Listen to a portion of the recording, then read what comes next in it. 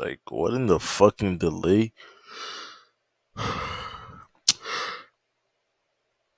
Let's get up, boys. I've been MIA from the scene for a long, long time. You know, when I look at my vids and shit, whether I'm consistent or not, I see people. I see people like they're putting up all these numbers. It's like, what am I doing wrong? Type shit, you know? Like, damn. It could be the inconsistency, but I don't. I mean, I wouldn't say I don't know, but damn.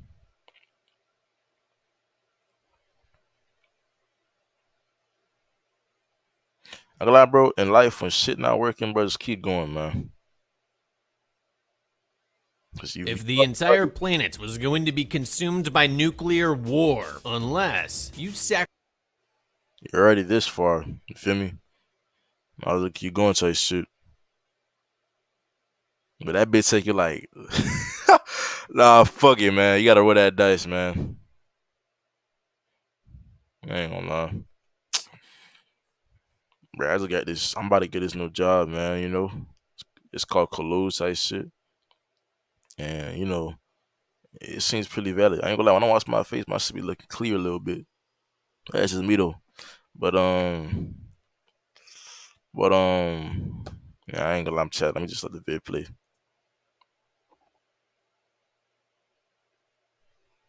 Shitty ass laptop, bro. sacrificed 3 random strangers over the course of 3 days, what would you do? Don't let the hook fool you. We're not stopping the people responsible for pushing the button or anything like that. We just need to waste 3 complete randos so that the guy from Boney M can tell his buddies in the underworld to call off the apocalypse. And while that might sound completely insane, believe me when I tell you this is 100% legit. Problem is, our protagonist isn't exactly Richard Kuklinski. And just to make matters worse, the rules to this ordeal aren't quite as straightforward as they might seem. I'm going to break down the mistakes made, what you should do, and how to beat the Devil's Dare in Demon 79. Nita has had enough. For years, she's let pretty much everyone in her life walk all over her. And while on the outside, she seems to be taking it all in stride, on the inside, she's just about ready to snap. Little does she realize, however, all this pent-up aggression makes her the perfect candidate for demonic corruption. And wouldn't you know it, that's gonna be a thing today. It all starts when Nita's spineless manager sends her down to the basement, where the aroma of her Birani. Like, what the fuck? Yo, that delay took 87 million years. That whole Nina thing, man, I see, man. That principle, I've never, whenever something occurs in your life, you don't know the word for it. And so you just continue on. But pensive aggressive, that shit is real, bro. But you just gotta keep going, bro. Even though it's bullshit, just keep going, bro. It's, bro, that whole stepping point.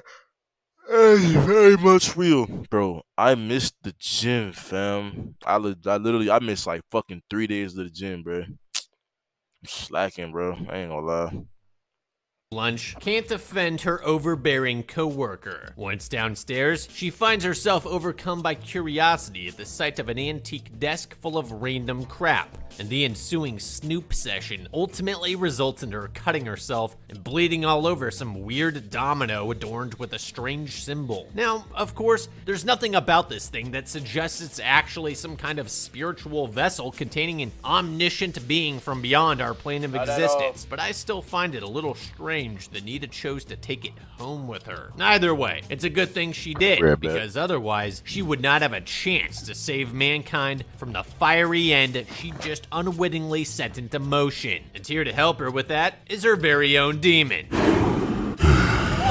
Hey, come on, what's the matter? Yeah, get a grip. And just to add to the whole maybe she's crazy motif that they're going with here, the unholy abomination decides to slip into something more comfortable by scanning her mind for an ideal human form, which just so happens to be Bobby Farrell from the Boney M performance she was watching on TV. Obviously, from an outsider's perspective, this doesn't exactly paint Anita's mental state in the best light, and it certainly doesn't help that that she supposedly has a family history of mental illness coming from her mother's side. But for the purpose of this video, we're gonna completely disregard the possibility that she's gone completely insane and treat everything we're seeing here as though it's really happening. Mainly because dropping bodies to satisfy the curse of an evil domino is far more interesting. Anyway, our new friend, Gop, wastes little time getting straight to the point. We've got 3 days to take 3 human lives, or else it's Armageddon. And just to make sure Nita understands what the stakes are, he uses his special demon powers to beam a sneak peek of all the mayhem straight into her brain.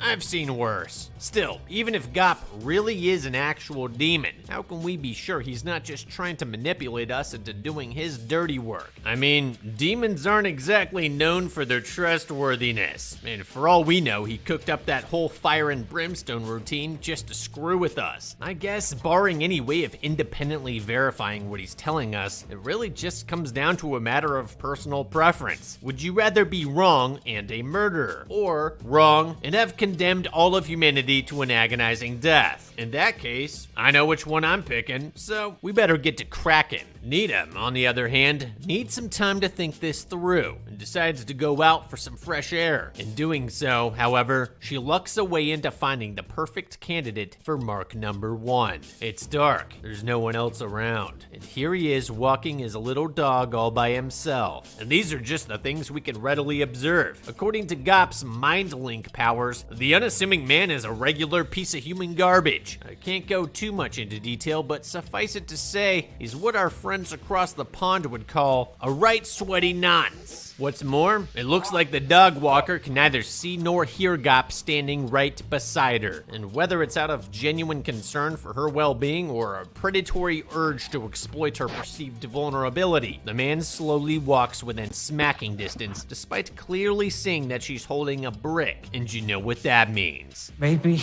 put that down.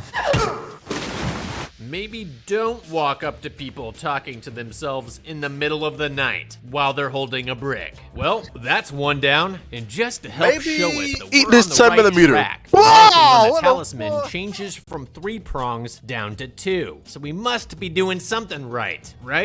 We'll find out later. For now, Nita really seems to be taking her first kill hard for some reason. So much so, she nearly picks up the phone to turn herself in. Fortunately, her guardian angel's around to talk some sense into her before she can commit. After all, she's already a killer no matter what at this point, so why not just at least go for 2 more in case this all turns out to be legit? Furthermore, the addition of Gop's clairvoyance presents us with a truly unique opportunity here. We can effectively become a pre-crime vigilantes and take real scum off the street before they have a chance to victimize anyone else. All we have to do is head into an area known for more criminal behavior and drive around until we find a suitable target we can potentially take down. And yes, I understand with the aid of our supernatural sidekick, we have the power to sniff out evil wherever it hides. But the purpose of the change in scenery is twofold, in addition to providing a more target-rich environment. Number 1, if we carry out a slaying in an area more commonly known for that sort of thing, it won't draw quite as much attention from the public, and so law enforcement will likely go after the usual suspects. Number 2, you don't where you eat. It's bad enough Nita killed the first guy basically right outside her apartment. If all of a sudden even more bodies start piling in this neighborhood, the cops are gonna start asking some serious questions about the people who live around here. Fact is, even if what we're doing really does postpone the end of days, nobody in their right mind is ever going to believe that. So we're gonna have to make sure nothing we do leads back to us. At least, not until we rack up all 3. The good news is that it's 1979, so we don't have to worry about CCTV on every corner, doorbell, and convenience store putting us at the scene of the crime. This pretty much means that without a direct connection to our victims or eyewitness testimony tying us to the killing, investigators will have pretty much nothing to go off of. The bad news is that we're in the UK, and even in 1979, our weapon selection is limited to say the least. this. That's you. You're a basher. Yeah, not quite. The last thing we want to do is get up close and personal with our marks where they can potentially fight back or even disarm us. I mean, let's face it, Nita's not exactly built to be a hammer killer. And if her first target was any indication, she's mostly going to be taking on men much larger than her. In that case, we don't just need an equalizer, we need an advantage. But even obtaining a shotgun certificate could take as long as several weeks depending on the local PD. Now, ordinarily, the wait wouldn't be a problem, unless we urgently needed to defend ourselves. But because of the ticking clock dynamic established by the domino, we'll just have to resort to making our own. How hard could it be, right? Black powder can be made with basic household materials. Then all you need is some steel tubing and ball bearings and... or else you'll probably die. That being said, if we just had to go with the direct approach, I'd recommend lurking outside bars on the other side of town and waiting for Cop to point out a scumbag who's all alone and too fucked up to defend himself. Hey, being a vigilante isn't all wisecracks and shootouts. Sometimes you have to beat drunk people to death with a hammer. Then afterwards, we can run his pockets and make it look like just another mugging gone wrong. Ultimately, Nita gets the bar part right, but she screws up massively by choosing the one right around the corner from her apartment. Not only would selecting a target from this place bring even more attention to her neighborhood, by going inside, she runs the risk of being identified by the staff or patrons when the cops inevitably come sniffing around. Pubs like this one tend to run on regulars, and despite living next to this place forever, Nita's never come in once. They're going to remember that a newcomer came through the night someone got whacked, especially when this newcomer orders 2 triple scotches and drinks them alone while muttering to herself in the corner. And sure enough, Nita selects her target, only this time she doesn't even need Gop's mind powers to know that she wants him dead.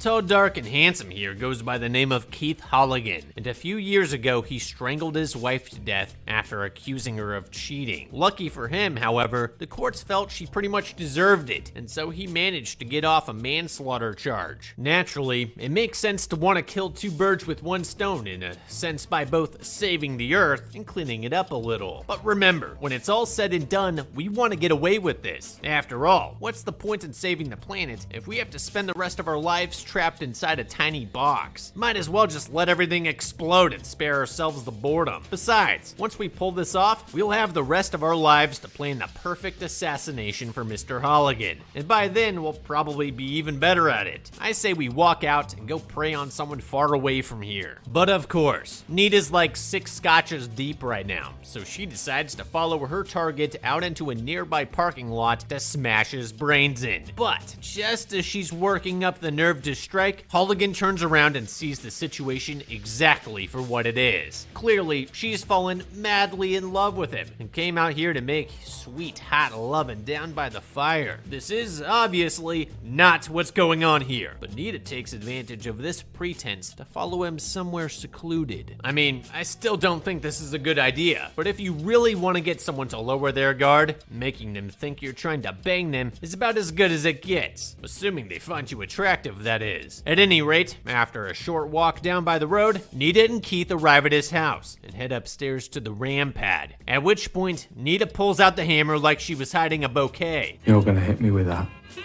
Okay then.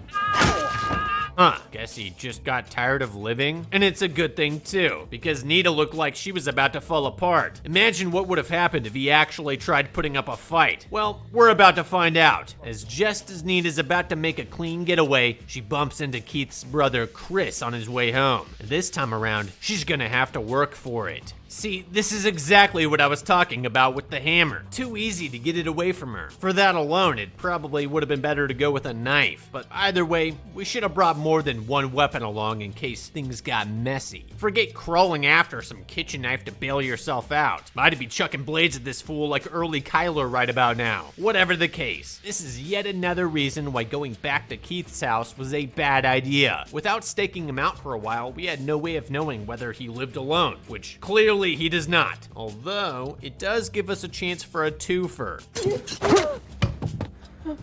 Nice. Well, that about wraps this one up then, right? Well, maybe not. A quick review of the talisman shows only one line being removed despite taking 2 lives. And after a brief chat with undead tech support, Gop hits us with some bad news. It seems one of the unknowable rules to this nightmare is that we can't kill anyone who's already killed someone else. Well, I mean, we can. It just won't count towards the 3 we need to get the job done. Okay, fine. There's still plenty of non-murderers out there that probably deserve to die. Plus, we could still technically go after someone who's planning to take someone out, just as long as we get to them before they do the deed. See, our cup runneth over. Unfortunately, it seems Nina's decided she wants to make this whole affair about as difficult as possible. So instead of taking out some nobody with a rap sheet, she sets her sights on an up-and-coming young demagogue running for MP. According to Gop, Mr. Michael Smart, as he's known, is gonna be a big deal, and not in a good way. If he goes on to live, he'll ultimately work his way up to Prime Minister and eventually plunge the UK into a state of authoritarianism that would make Stalin blush. And while that's certainly a good reason to get rid of him, let's think this through for a second. According to Gop,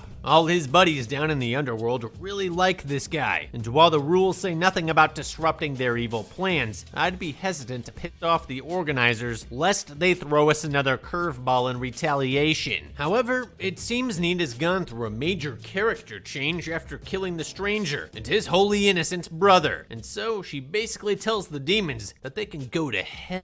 Of course, there's also the issue of what might happen as a direct result of Michael's assassination. In all likelihood, it will only serve to legitimize his platform, and he'll almost certainly be replaced by someone who will then use his death to push their agenda even further. After all, totalitarianism isn't unique to any one person or group, so for all we know, his replacement will be even worse. It's the same problem with the baby Hitler dilemma. At least we know for sure he was able to be defeated. Fuck around with the timeline, and we could wind up subbing in someone who marches straight to Moscow or even builds the bomb first. The point of all this being, we should stick to targeting people whose impact on the future can be summed up in a few words, not an entire history book. Well, whatever. It's not like any of this will matter if the world gets destroyed, so at least she's planning to kill somebody. Although, I wouldn't exactly call it planning. Basically, she intends to follow him home after his big speech tonight and run him off the road on a secluded stretch of highway. Except, how can we be sure that secluded stretch of highway will stay secluded? The last thing we need is for some good Samaritan to pull up right as we're trying to finish him off with the hammer. A better idea would be to go stake out his house while he's out giving his speech and then ambush him once he gets back. We can use Gop's omniscience to make sure no one else is around, and it beats setting up a car chase where we could potentially become injured or killed in a crash. Not to mention the fact that any damage Nina's car takes during the pursuit will make it much easier for the authorities to track her down later. With a victim as high profile as Smart, you can bet the cops will not be letting this one go, especially since they're already onto her. Need a hook? I'm Fisher, Dipley Police. I'm just making some routine inquiries. Invite him in and then kill him. Yeah, no thank you. If he's here, it's because he's Killing a cop is crazy. I ain't gonna lie. Hold on. It's my fucking. Good luck with that, my boy.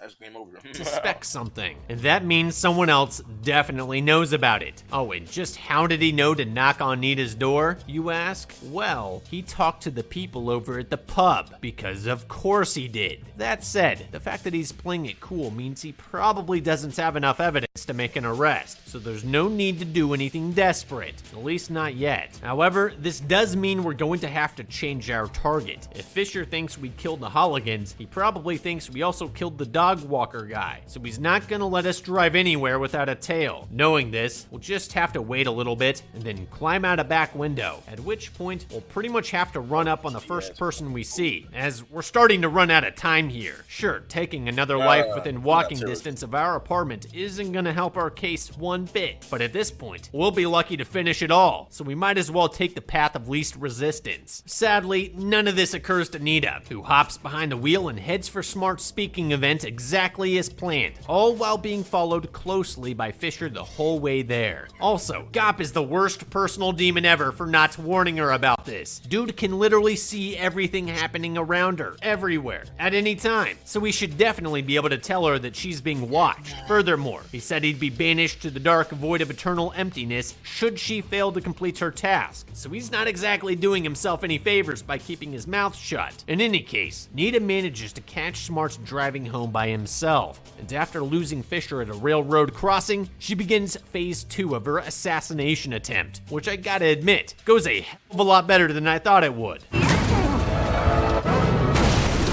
Yep, that'll do it. Although, Was just death to over? be safe, we should immediately run up to the wreckage with our hammer ready to dish out the coup de grace. No sense in giving Smart a chance to gather his wits or even prepare a weapon of his own. Besides, it's not nearly as easy when someone doesn't serve up the back of their own head like a T-ball. Gonna take a few smacks at least to get the job done, so we better not waste any time in case someone's nearby. And sure enough, before Nita can administer the killing blow, Fisher swoops in out of nowhere to save the day, or so he thinks. Once back at the station, the cops start leaning on Nita to explain her actions, and much to their surprise, she tells them everything, including the parts where the twisted goat demon morphed into a disco artist and told her to kill people. Naturally, they assumed she's lost her mind, and this notion is only reinforced when it turns out that the talisman she was carrying around was just a regular domino. Yeah, it seems after all this time, Nita really was just a crazy person. But even if in the end it was all pointless, I still like to think that we had a lot of fun along the way. Wait, hang on, what's that sound? You hear that? Jesus Christ, lift me. Oh, nope, guess she wasn't crazy. And with that, human civilization successfully bombs itself back to the Stone Age, and it probably won't even be the last time either. As for Nita, she chose to join Gap on his exile and spend eternity floating beside him in total darkness, which, if you ask me, seems a lot worse than simply getting vaporized, but whatever. She must really like Boney M. In the end, Nita only got 2 out of the 3 kills she needed to stop the apocalypse. However, while I can't fully guarantee that we could have kept her out of prison, and she followed our advice, she would have at least been able to save humanity from nuclear annihilation. For that reason, I think Demon 79 was beaten. Moral of the story, be careful what you bleed on. What in the fucking hell? So eternal darkness versus vaporized. Yo, bro, both are fucking. I already get vaporized, but both are fucking L's. What the hell? So she wasn't crazy. That's crazy. Yo, bro, there's literally no good outcome. You're listening to a demon, bro. You're not listening to an angel, none of that shit. A demon. I wish I could get into fucking religious and all that shit. But I want to get banned or whatever the fuck. But dog, bro, that's nah, man. Nah, man. Nah, man. Like that's nah, man.